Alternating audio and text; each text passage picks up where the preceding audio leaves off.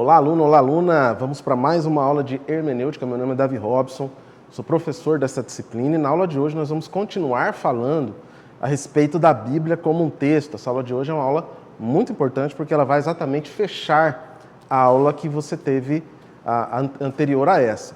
Inicialmente, eu quero lembrar as nossas discussões e dizer para você que a Bíblia ela não é um texto necessariamente autônomo. O texto bíblico ele não tem uma autonomia. Isso por dois aspectos. Primeiro, no aspecto de que nós não interpretamos a Bíblia como nós queremos. Interpretamos com os limites do próprio autor do texto.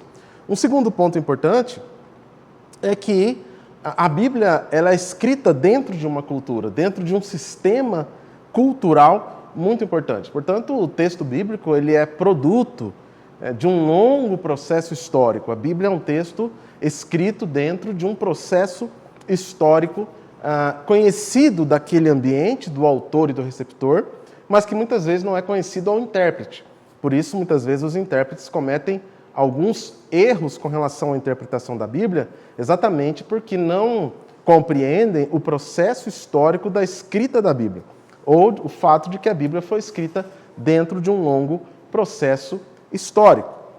Dentro disso, o primeiro elemento importante que eu quero colocar para nós começarmos a compreender mais essa questão da escrita do texto é a questão da memorização, da oralização e da textualidade.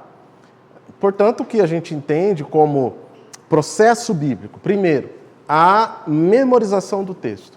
É importante afirmarmos que todo o texto ele começa à luz de um evento, de um fato histórico. O texto ele parte de um fato fundante. Um autor muito importante chamado José Severino Croato.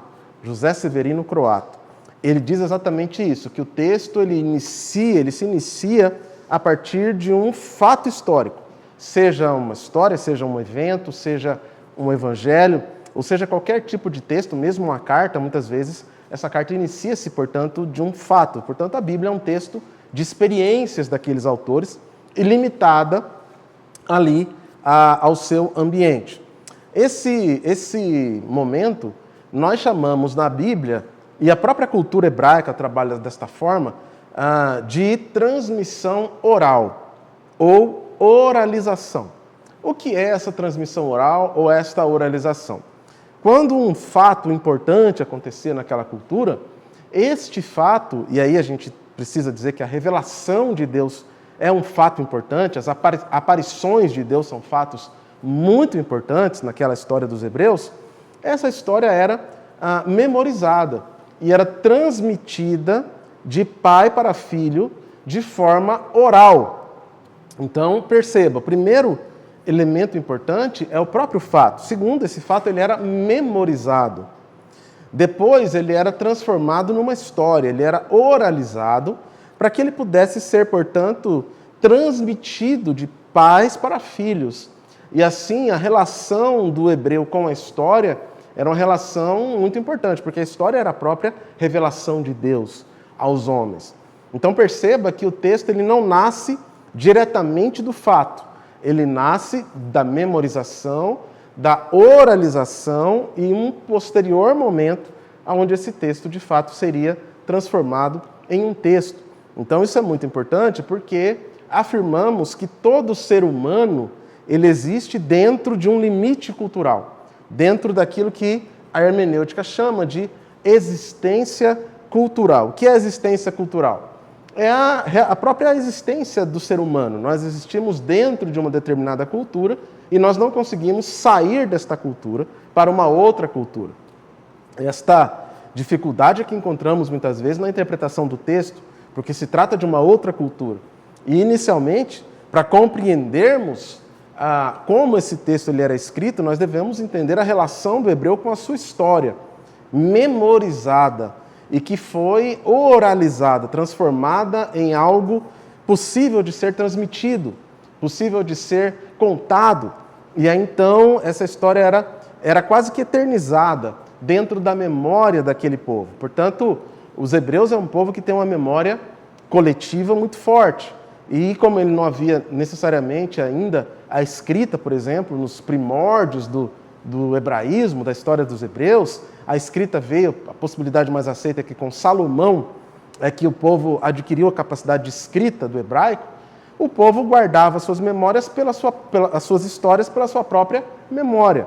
Portanto, eles memorizavam os fatos e os transmitiam para os seus filhos e os filhos para os filhos, e assim a história era preservada, assim a história continuava sendo a parte mais importante daquela cultura. Um outro ponto importante é a relação que o texto tem com outros textos. O texto bíblico, muitas vezes, ele tem relação com outros textos. Isso é uma grande discussão no contexto hermenêutico, no contexto teológico, mas é uma grande realidade. Todo o texto ele é formado a partir de outros textos também. Paulo, por exemplo, cita filósofos, cita pessoas, pensamentos gregos, pensamentos helênicos, e outros pontos importantes são sempre lembrados por Paulo e por outros autores do texto bíblico. Finalmente, para nós fecharmos essa discussão da Bíblia como texto, é importante tratarmos aqui da questão dos fatores condicionantes da hermenêutica, que é aquela relação que existe entre o horizonte bíblico e o horizonte do autor ou do intérprete. Primeiro, falamos aqui do emissor ou do receptor, que é aquele que recebe uma mensagem e a transmite, a comunica a outra pessoa. Falamos aqui do receptor, que é a quem aquela mensagem é dirigida, a quem o autor dirige a sua mensagem, a quem o autor fala, e este autor codifica esta mensagem de uma determinada forma, e o receptor vai decifrar esta mensagem a partir dos códigos que o autor tentou escrever ali. Vimos ali que ambos, o autor e o receptor, eles têm o mesmo horizonte. Eles estão dentro da mesma cultura e eles se compreendem culturalmente, algo que não acontece conosco, que nós estamos fora desse horizonte comum ou deste contexto primário, desse primeiro ambiente onde o texto foi escrito. Isso deve ser aí alvo da pesquisa do hermeneuta, daquele que está estudando a hermenêutica. Portanto, falamos aqui deste ponto de início do estudo da hermenêutica, que é a cultura.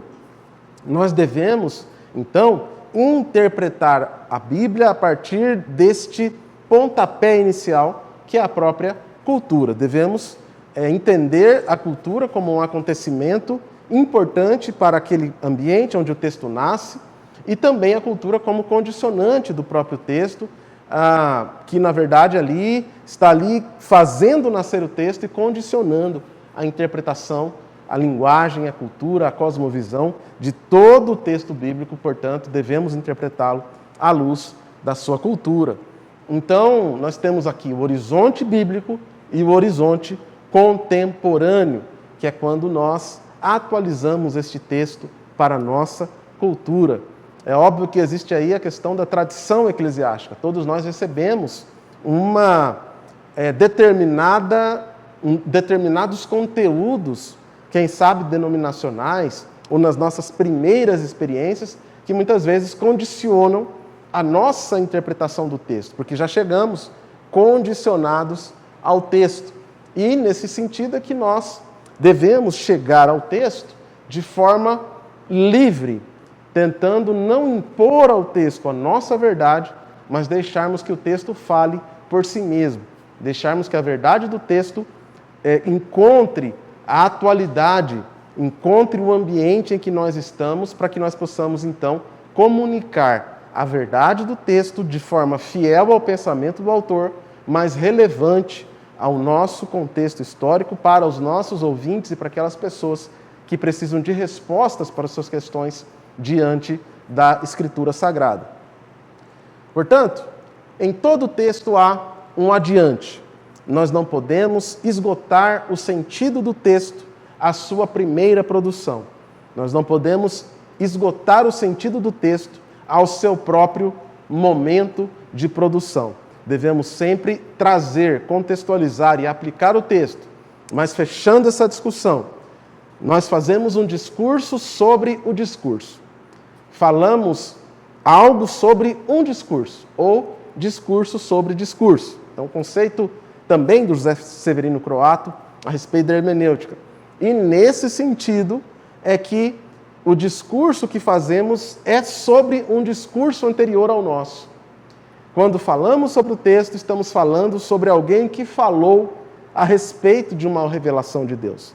E devemos nos manter, portanto, absolutamente fiéis a este primeiro discurso, mas formando novas implicações possíveis, novas atualizações possíveis. Portanto, esse é o nosso grande desafio, fazermos esta fusão de horizontes, a fusão do autor bíblico e a fusão do intérprete bíblico, e fazermos com que esses dois horizontes possam se integrar para que a mensagem bíblica seja, ao mesmo tempo, fiel ao autor e relevante ao seu contexto histórico.